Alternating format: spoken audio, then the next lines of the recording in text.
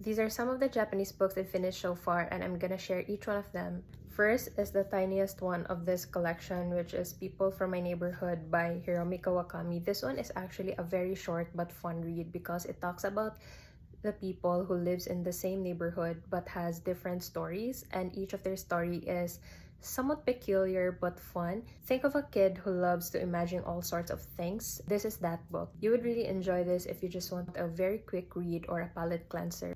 Next is What You're Looking For is in the Library by Michiko Aoyama. This one is my favorite among all the books that I've read so far. This book talks about the stories of people from different walks of life who are trying to figure out what they want to pursue or who they want to become.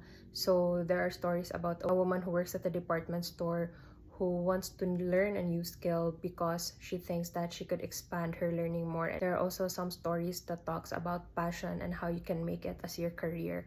So this one is relatable, especially if you're a young adult or in your mid-20s who is still trying to figure out what you want to pursue in life. This book will really encourage you and inspire you to keep going, at the same time to remind you that you are not alone in the journey that you are in. So yeah, I love this book so much. The next two books are the Morisaki Bookshop. So this one is the first release. This one is Days at the Morisaki Bookshop, and this one is the latest one, More Days at the Morisaki Bookshop. Also, I'm sorry with the lighting because I'm only using my book lamp.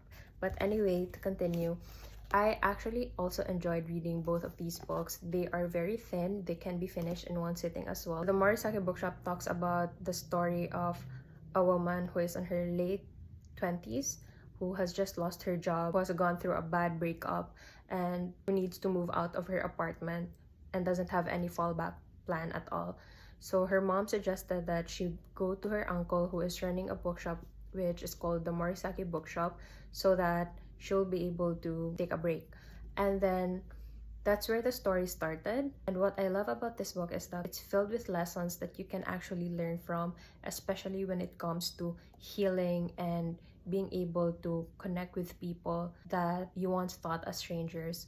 So even if these are people who just pass by in front of you or who are customers of the bookshop, there is something that you can learn from them. And that's what the protagonist of this book, Takako, was able to realize. She was able to discover her love for reading and learn about how she can get out of the rut and show up to herself. So if you finish this video, let me know if you have read one of these or if you have any Japanese books recommendation that you think are worth reading.